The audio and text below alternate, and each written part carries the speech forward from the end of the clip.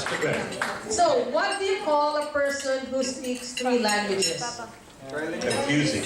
Confusing. Oh, yeah. But that's what is it? Trilingual, right? Trilingual. How about 2 languages? Bilingual. How about with 1 language? Unilingual. No, that's you, Jack. American, right? That's good. Tell it, Jack.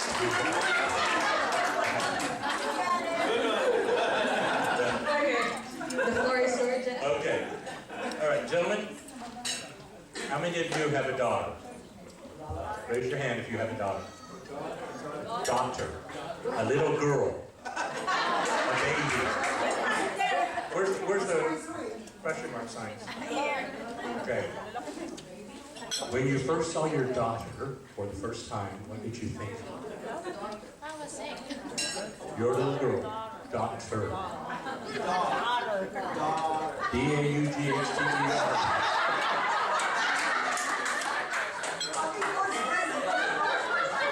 Thank you for clarifying that. I heard doctor. Well, that's because I have an American accent.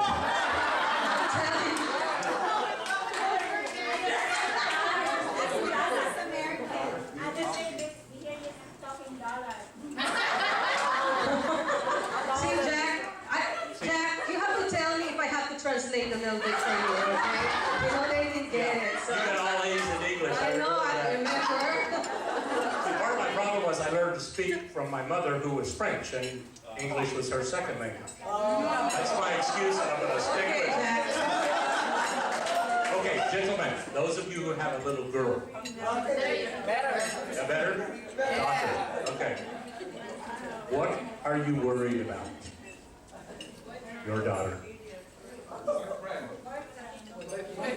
Boyfriend. Okay. I have 2 daughters. I worried about both of them. I prayed about both of them. And think about this.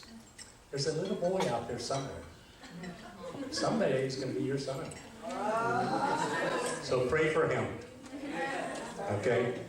I did, and I did good. Our speakers this evening are my daughter Dawn and her husband Chuck. Chuck and Dawn Trogdon have been married for 18 years. They have 4 children and 1 grandchild. That makes me a great grandpa. They attend People's Church, and they've been teaching communication classes, premarital risk counseling as volunteers over the last 6 years. They've been trained and certified in mastering, see, I can't even say mastering. Mastering the mysteries of love and faith-based communication class. They've also been trained to assist couples through the Prepare and Enrich, which they are premarital and couples counseling. Don and Chuck's life experiences, coupled with their certification and their education training, enables them to help couples better understand themselves and each other. You see how well I read? I read English worse than I speak English. So if you would, welcome my daughter Dawn and my son-in-law Chuck.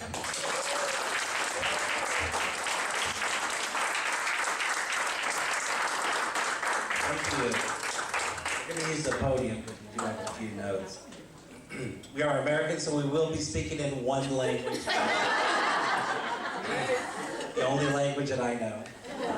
And my mother was not French, so I have no excuses whatsoever. But my wife's grandmother was French, so okay, so that works.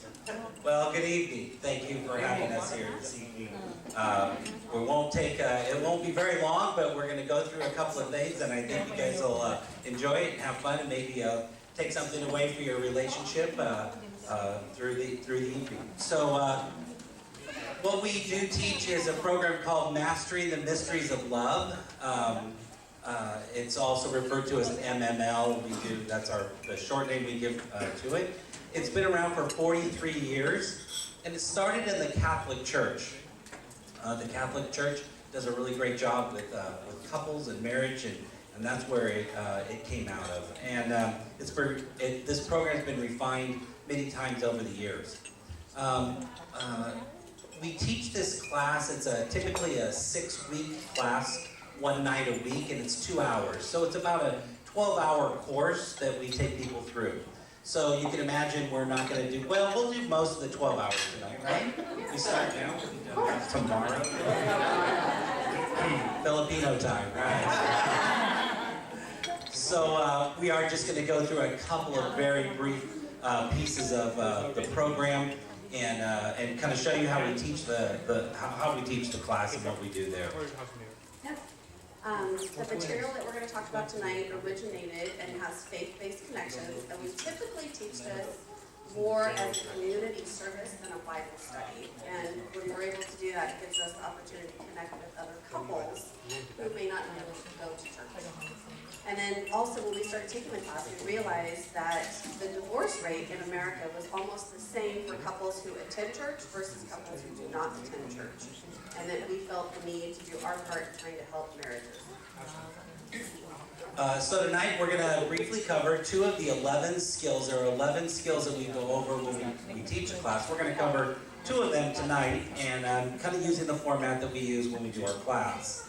And but first we're going to do a brief demonstration of an argument that you might have heard in our home prior to using and learning the skills.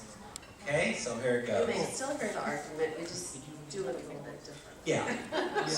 So this is maybe what an argument might look like in our home some years ago.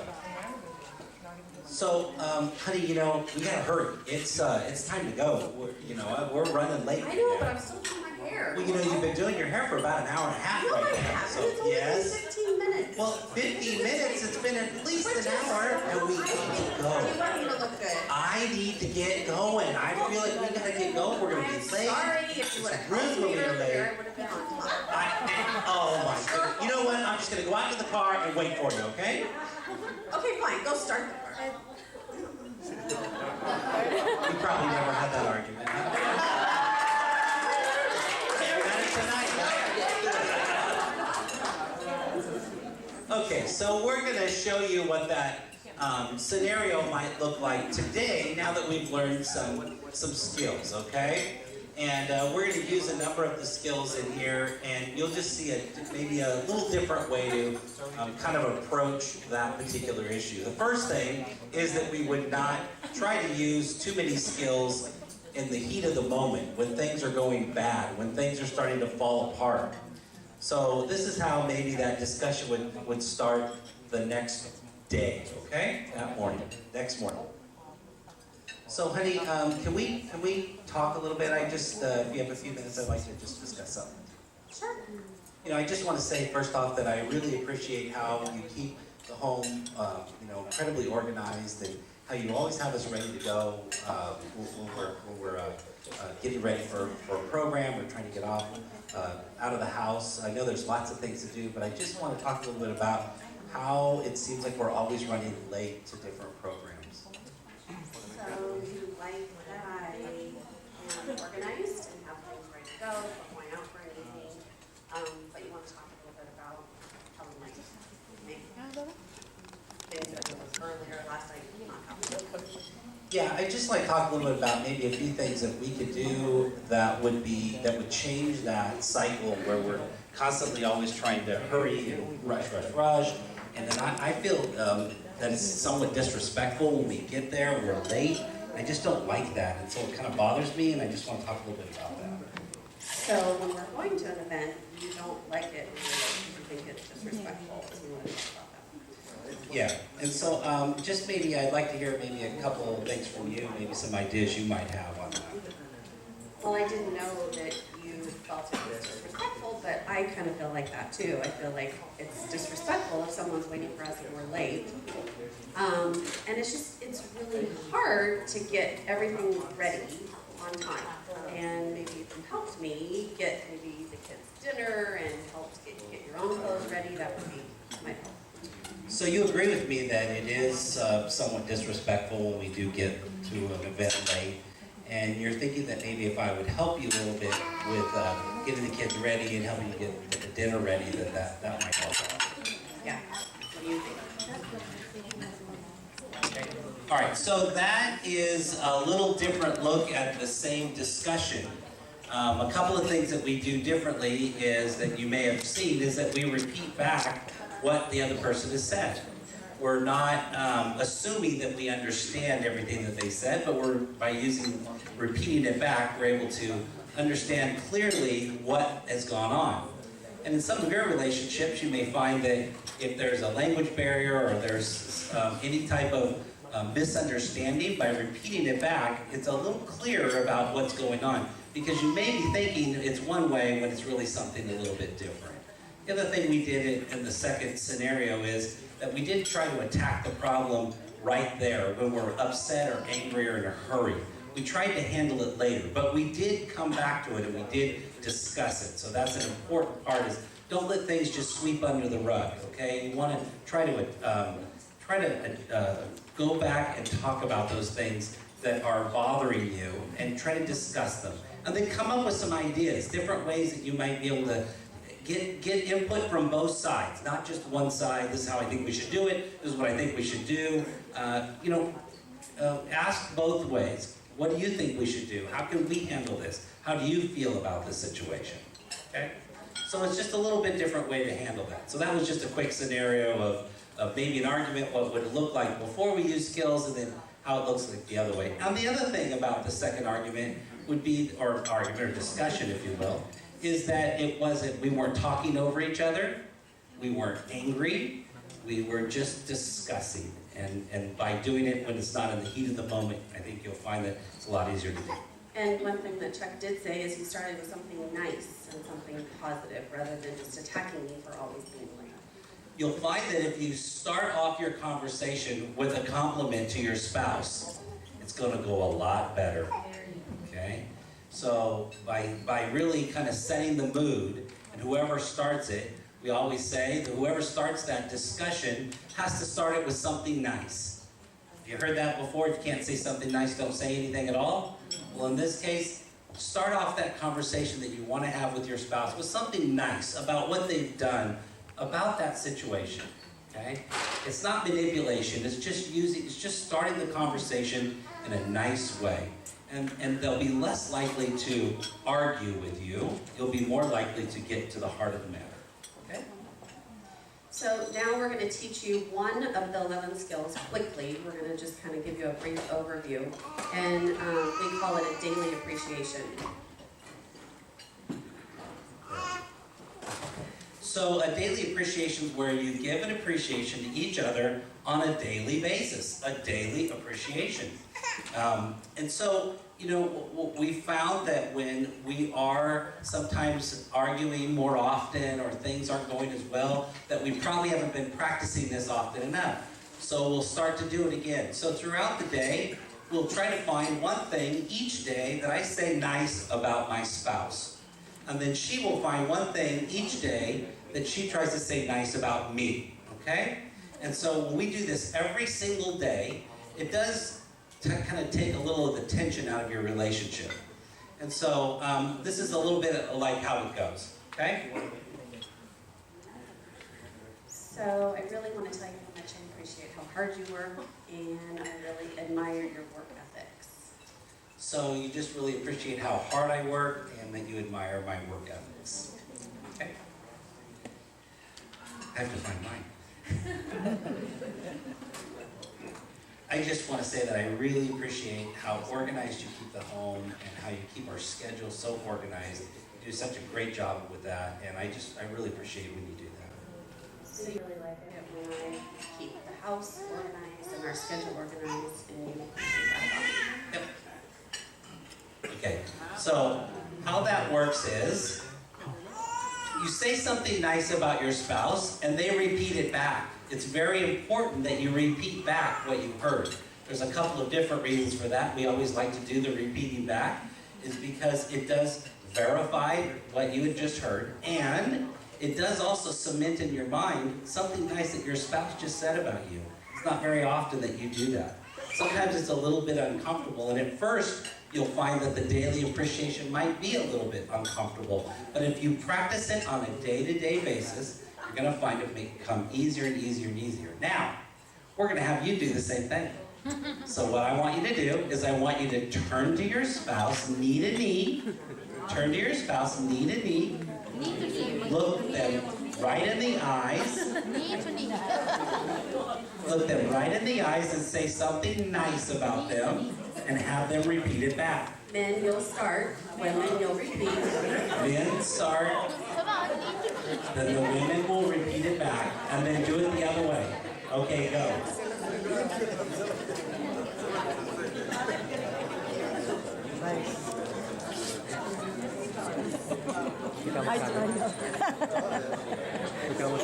Hindi naman nila sinabing standing position eh.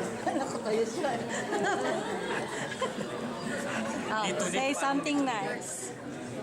Here, organized, beautiful, smart.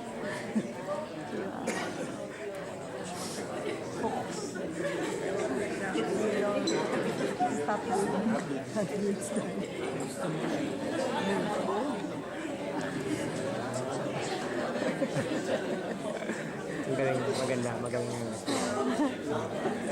Echo, so you're saying? So you're saying that I'm I'm organized? smart and beautiful. Parang corny, no? Ikaw. So I'm saying, Hey, make sure you both do it now. ikaw naman na. You can just Ikaw sabi eh. Ako ka. Agwapo ako? Mabait ka. Mabait ako? Ano pa? Okay, when you're done, you can just turn back front here. No, you're done.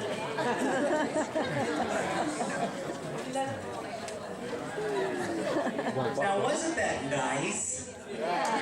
So amazing. You were smiling and laughing. We love that. That's exactly what we like to see, is a lot of smiles and loves. And you know, sometimes it's a little uncomfortable. Sometimes you haven't said something nice to your spouse in a long time, huh? So we like to try to practice this on a daily, again, daily appreciation. We like to practice this every single day.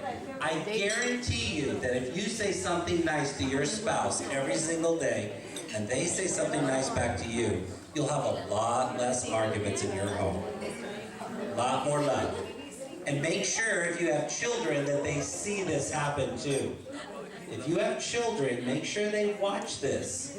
And you can also do it with your children. We do it with our children. We give them a daily appreciation, and we have them repeat it back to us. Now, they're a little smaller, so we just have to say to them, and you repeat that back to us, and they do. Now, if you have teenagers, first they're going to really complain. They're not going to want to do that. They're going to say, that's silly, but you make them do it. Because I guarantee you, when you give them a compliment or you show appreciation to a teenager, and they repeat it back, that is great for their self-esteem. They really start to believe what you're saying to them, because they're hearing it and they're hearing themselves say it back. Very powerful. Okay, so that's daily appreciation. So we're going to count on all of you to be doing that every single day. And we're going to be checking up on you, by the way. We know some of you here. We're going to say, are you doing your daily appreciations, okay? All right, so we're going to talk about our next skill. The next skill that we're going to talk about is called showing understanding.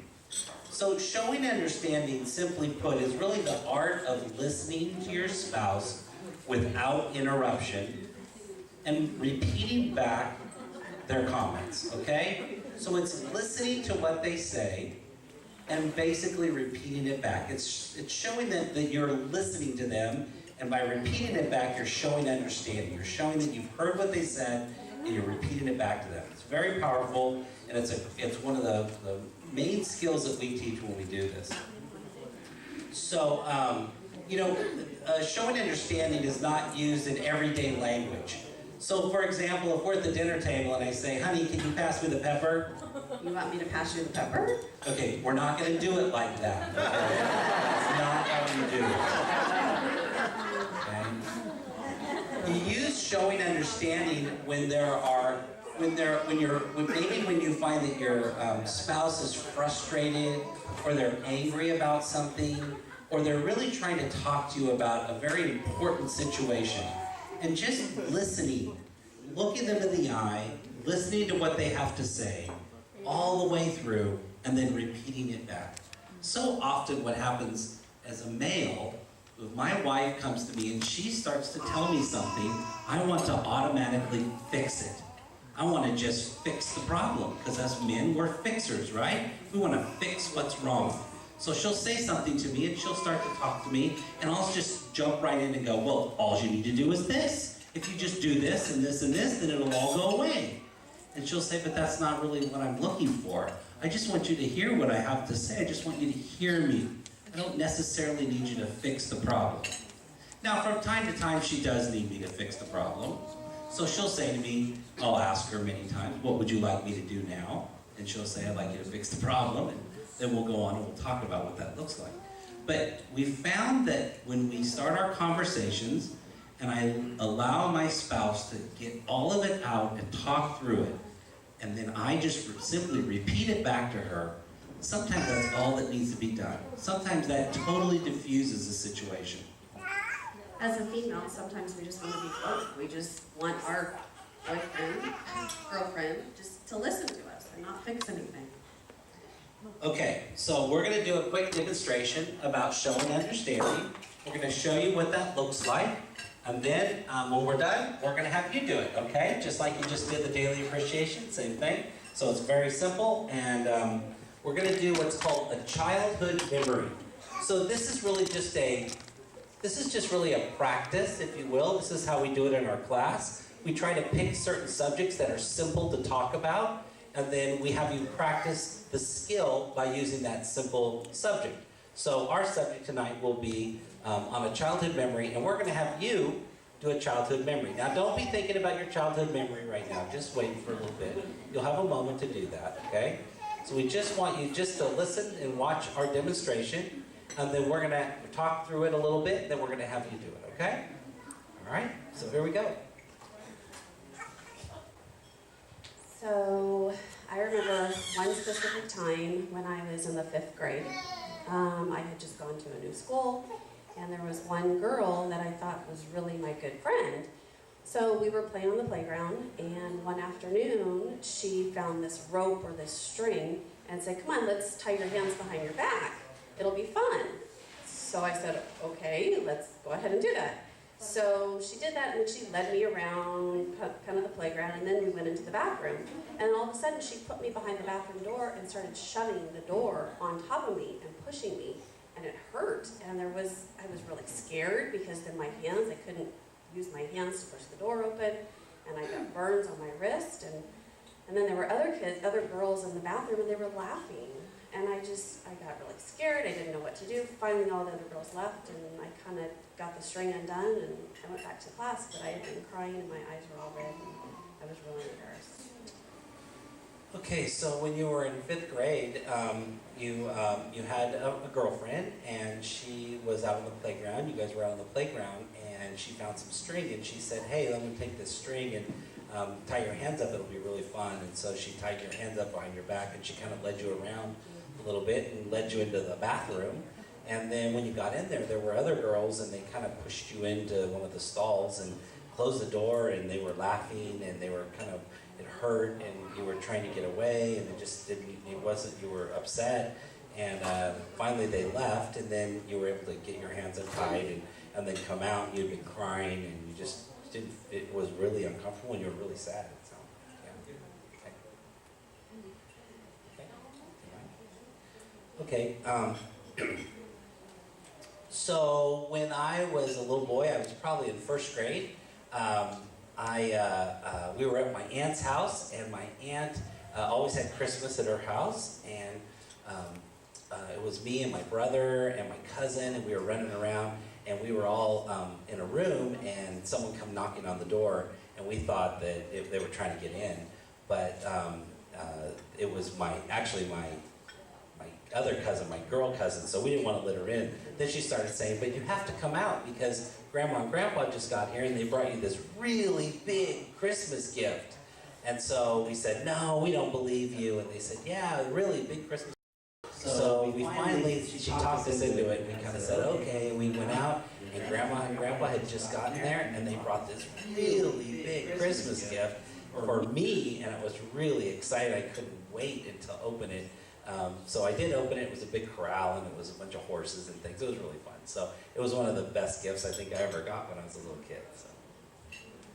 So one time when you were about in first grade, it was around Christmas time, and you were over at your aunt's house, because you always celebrated Christmas at your aunt, and you were in one of the back bedrooms with your boy cousins, and someone wanted to come in because they kept knocking on the door, but you weren't going to let them in because it was your girl cousin and you didn't want her in. And she says, no, you've got to come out because Grandma and Grandpa just got here, and they brought a big gift for you. You're like, no, that's not true. So finally you decided, well, let's go check it out. So you went out there, and there was a huge present. So you were like, what's inside? So you opened it, and you realized it was a corral with a bunch of horses, and you still remember that gift, and it was one of the best gifts you got as a kid. Great. Okay, so we just told a childhood memory to each other. It was something that maybe neither of us had heard before. Maybe it is a story that you've told your spouse before. So the idea is that you look her in the eye, or him in the eye, you listen to the story, and you do your best to repeat it back. You don't have to repeat it word for word. You know, I missed a few things, right? She missed a few things in the story. But we caught the main things, most the emotion of the story. And this is a great way for you to start to listen to your spouse. This is where communication breaks down. We don't listen to the intent of the story. We try to catch the words and all of it, but we miss the emotional part of it. So we're going to have you turn to your spouse. So my story was sad, yet his was happy. So you can do whatever you want, whatever kind of story you want. Just make sure it has emotion to your story. Happy story or sad story? We're going to give you just a minute to do it, or two. So tell a quick story to your spouse, and then have them repeat it back to you the best they can, and then reverse and do it the other way. Ready? Go.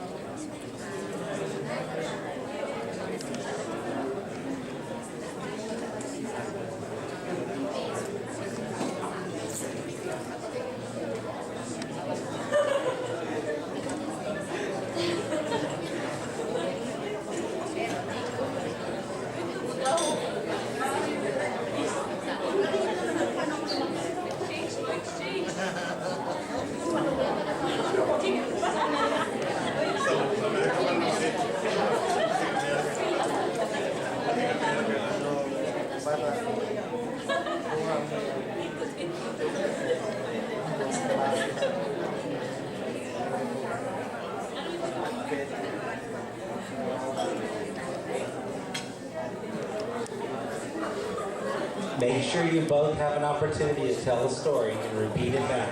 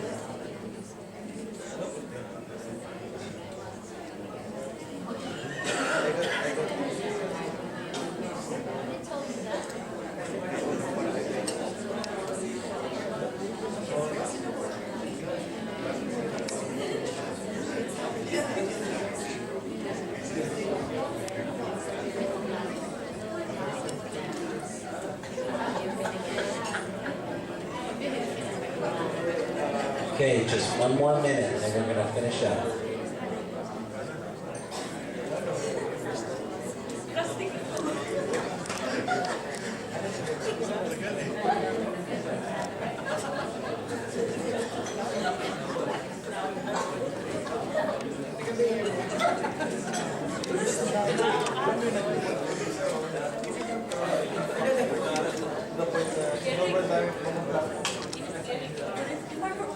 Okay, let's have you turn back this way. If you're not quite finished, that's okay. You can do it again tonight at home. Learn to tell that story. They may say, wow, I've never heard that before. How many of you heard the story for your spouse you've never heard before? Anybody just, yeah, okay, a couple of you? Good, good. So as you can see, this is an exercise. It's an exercise in listening, okay? It doesn't happen very often that we just look right into the eyes of our spouse and listen. It's pretty powerful. You know, when we teach this class, we do showing understanding fairly early in the class, about week 2, I believe. Is it week 2? Second session. And we normally take a few minutes and tell a story. And typically our story we try to tell as a demonstration has a lot of emotion in it. So when the couples go off, that's what they use. A lot of times they'll use a very emotional story. Typically they are somewhat sad. And we've used a number of different ones. And you know, it's when you really listen to those stories, sometimes the first time, a lot of women are crying, guys are crying. I mean, it's an emotional thing. So some of you may have felt a little of that emotion. Now, if you heard a happy and you saw some laughter, that's great. That's wonderful. The idea behind the skill is to listen to what your spouse is saying, not just the words, but the intent of what's coming out, the emotion of the story. Let me tell you that the next time your spouse is angry or upset, and you truly look her dead in the eye, or him dead in the eye, and you just listen and repeat it back, you will see something very amazing happen. You really will. It's probably never done that before. Most people do not do that. Most of us don't listen. We're already preparing our rebuttal, right? If our spouse is angry or mad or coming at us, we're getting ready to, that little voice is saying, okay, but here's the attorney in our head. It's getting all ready to set up their side of the story. So we're not even listening to what they're saying. All I know is I know what I'm going to say next, and I'm just going to blurt it out. Sometimes it's right over the top of what she's trying to say. And I've missed the entire intent of what she's trying to say. She may not even be angry at me, just angry at a situation. So you want to listen to what's going on. Let them get it out. And then once it's out, repeat some of that back. And by repeating it back, they're going to say, wow, you heard me. That's different, because that doesn't happen very often. And you understood what I was trying to say. Now, sometimes I'll repeat something back, and Don will say to me, no, that's not what I meant at all. And I'll say, wow, I totally misunderstood you. And so then she may tell me, what I meant was this. And she'll say it again. And I'll say, oh, I understand. What you meant was this. And I'll repeat it back, and she'll say yes. So there's sometimes you just purely miss what's going on. So it's great to repeat that back, okay? So that's the second skill that we talk about tonight, all right? Okay, so the last thing we're going to do this evening, on your table you had what's called the love language test, okay?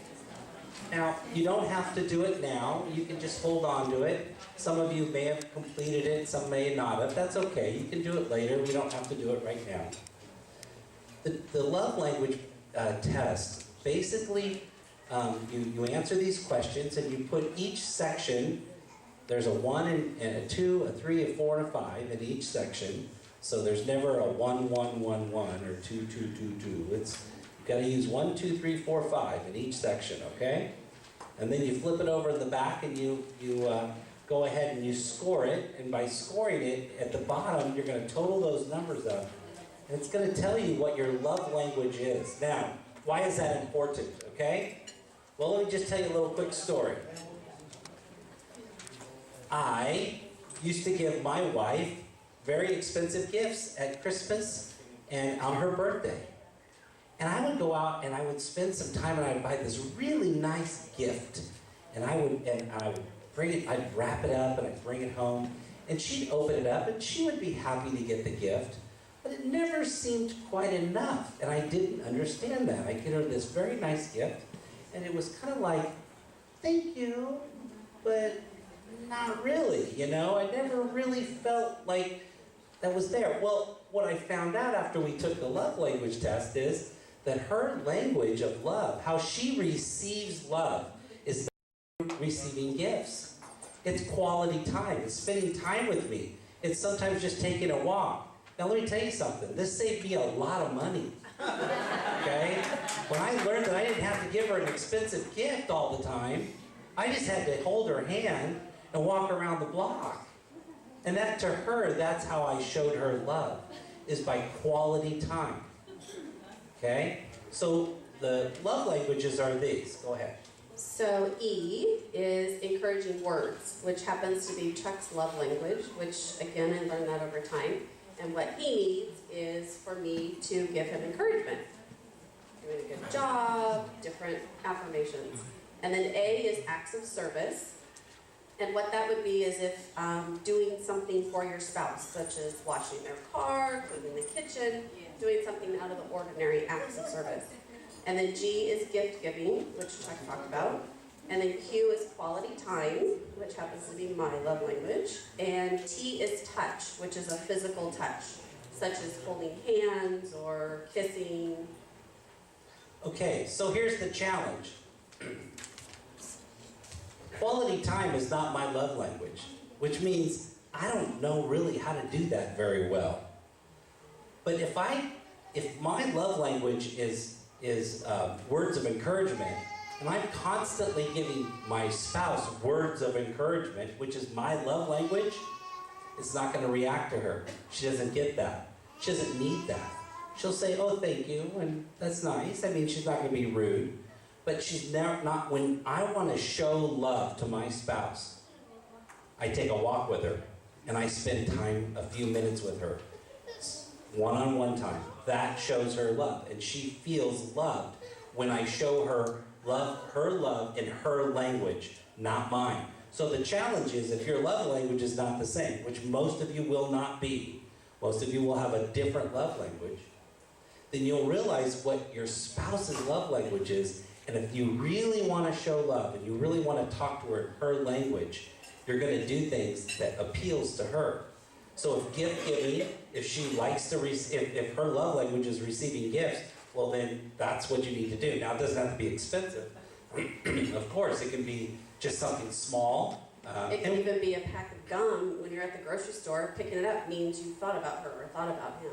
Exactly right. Something little. Acts of service might be just taking the car down and getting it washed or putting gas in it. We don't know.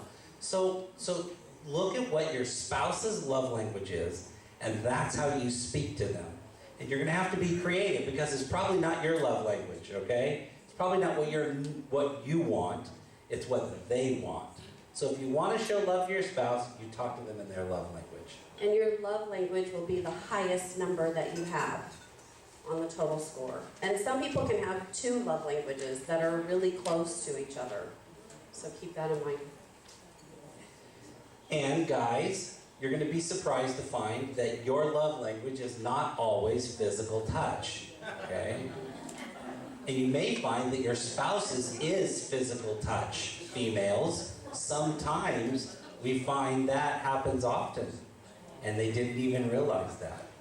Now, if my love language is physical touch, and Dawn's is quality time, and I'm constantly groping her and hugging her and hanging onto her and wanting to be close and touch her, that's gonna bug her, okay? That's my love language. Now she's gonna have to find ways to have physical touch with me if that's my love language.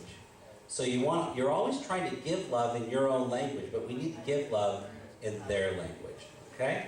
Does that make sense? Yeah. So take the test home tonight, look at it closely, answer those questions with a clear head, and then score them on the back, and that's how you're going to find out what your love language is and your spouse's love language. And when you find this out, trust me, it will help your relationship, because you will know what that looks like.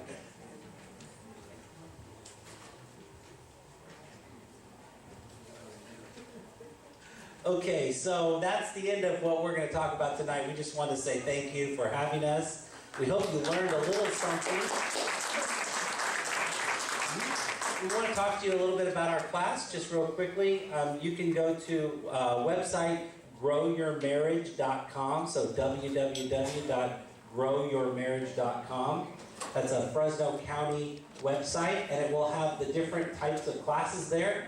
I encourage you to take classes as couples. We don't know this relationship by nature. Sometimes we have to learn things, okay? So we just came this last weekend. Don and I attended a 2-day seminar called Love and Respect. Has anybody heard of Love and Respect? Have you heard that before? A wonderful book. Let me just tell you, my mother and father have been married for almost 60 years. This weekend, my mom was over after we came home, and I said, Mom, have you ever read the book Love and Respect? And she said, no, but your dad needs to read it.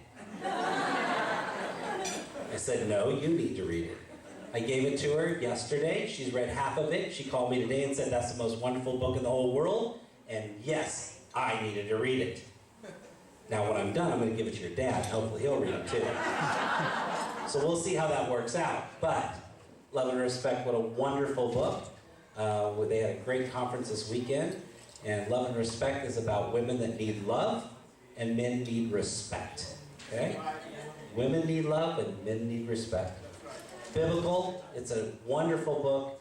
And I encourage all of you to get that book and read it. It's a wonderful book. So, growyourmarriage.com. You have different classes that are on there. Mastering the Mysteries of Love is the class that we teach. It's over 6 weeks. You're welcome to come. We teach it at a lot of different venues. We are teaching it this next March 5th. March 5th at People's Church. But any of you would be welcome to come. It's open to the community. Again, we do this as a community service, not as a church issue or a church program. It's a community service, okay? All right, anything else? Okay, that's it. Thank you very much.